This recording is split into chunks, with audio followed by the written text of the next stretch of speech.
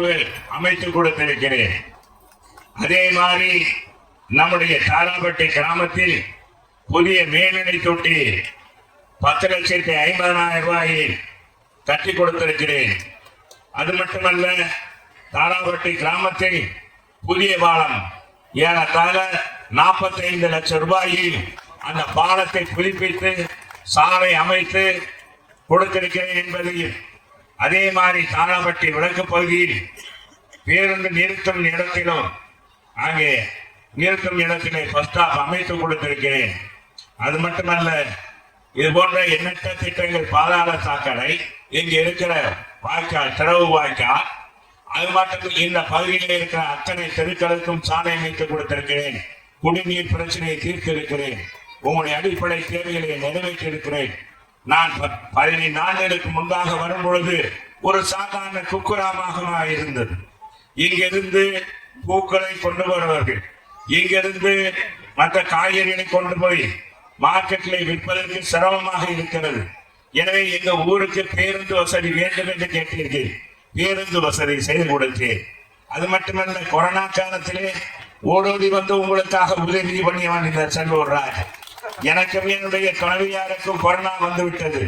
முதல் கட்டத்திலே வந்தது அடிப்படையில் அதை அந்த கொரோனா தொற்று நீங்கிய உடனடியாக 25 நாட்களில் உங்களை சந்திக்க வந்த உங்களுடைய தொண்டன் உங்க வீட்டு பிள்ளை நான் என்பதை மறந்து விடாதீர்கள்.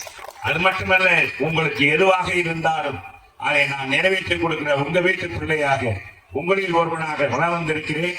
எனக்கு மீண்டும் வாய்ப்பு கொடுங்கள். எனவே நல்லவர்களை பார்த்து வாய்ப்பு கொடுங்கள்.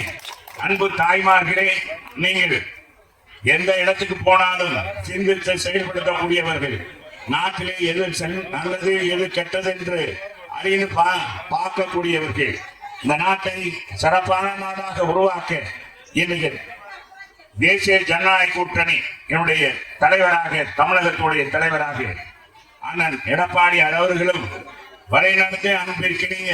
நம்ம மோடிஜி அவர்களும் இன்றைக்கு அந்த நாட்டுக்கு சுதந்திரம் கிடைக்க வேண்டும். வெள்ளையனை நாம் விரட்டி விட்டோம், இன்றைக்கு கொள்ளையர்களை நாம் விரட்ட வேண்டும்.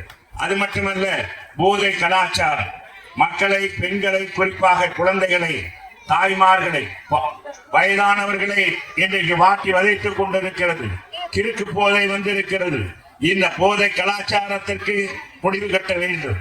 எனவே அன்பு தாய்மார்களே, காய்கறி கடைக்கு போனா கூட காய்கறி அது நல்ல காய்கறியாக இருக்கா, குழம்புக்கு சரியா வருமா என்று பார்க்கக்கூடியவர்கள். ஒரு காயை கூட அது கத்திரிக்காயா இருந்தால் சுண்டி பார்க்கக்கூடியவர்கள், வெண்டைக்காயா இருந்தால் கிள்ளி பார்க்கக்கூடிய தாய்மார்களே, அது மாதிரி முருங்கைக்காயாக இருந்தால் நொறுக்கி பார்க்கக்கூடிய தாய்மார்களே, அப்படிப்பட்ட நீங்கள் தக்காளியாக இருந்தாலும் எந்த காய்கறியாக இருந்தாலும் நல்லதா என்பதை பார்க்கக்கூடியவர்கள், சாம்பாருக்கு பருப்பு வாங்கினால் ஒரு கொதியிலே வேகுமா வேகாதா என்று பார்க்கக்கூடியவர்கள், இப்படி ஒரு சாம்பாருக்கு நீங்கள் முக்கியத்துவம் கொடுக்கிறீர்கள். ஒரு அரிசி கடைக்கு போனால் அரிசி நல்ல அரிசியா என்ன என்பதை பார்க்கிறீர்கள், பார்த்து செய்கிறீர்கள், அதை வாங்குகிறீர்கள். ஒரு வேளை உணவுக்கு முக்கியத்துவம் கொடுக்கிறீர்கள். நீங்கள் உடுத்துற உடையை முக்கியமாக கருதுகிறீர்கள். உங்கள் இந்த சேலை நல்லா இருக்கா, இது பக்கத்து வீட்டுக்கார பெண் ஒழுக்கிருக்காளா என்றெல்லாம் பார்க்கக்கூடியவர்கள். அப்படியெல்லாம் அது சாயம் போகுமா, இது நல்லா இருக்குமா, புது டிசைனா என்று பார்க்கக்கூடிய நீங்கள் 5 ஆண்டுக்கு ஒரு முறை வருகிற தேர்தல், நல்லவருக்கு வாக்களிங்கள். இந்த உரிமை பணத்திற்காக விலை போகக்கூடாது. எந்த காலத்திலும் பாடுபட்டு வாங்கிய சுதந்திரம். இந்த ஓட்டு உரிமை என்பது, வாக்குரிமை என்பது நாம பல தலைவர்கள் உருவாக்கி கொடுத்தது. எனவே இதை நல்ல வழியில் பயன்படுத்துங்கள், நல்லவருக்கு வாக்களியுங்கள், உங்களுக்கு பாடுபடக்கூடிய வாக்களியுங்கள் என்று ஒரு பாதம் அடைந்து கேட்டு விடைபெறுகிறேன். நன்றி, வணக்கம்.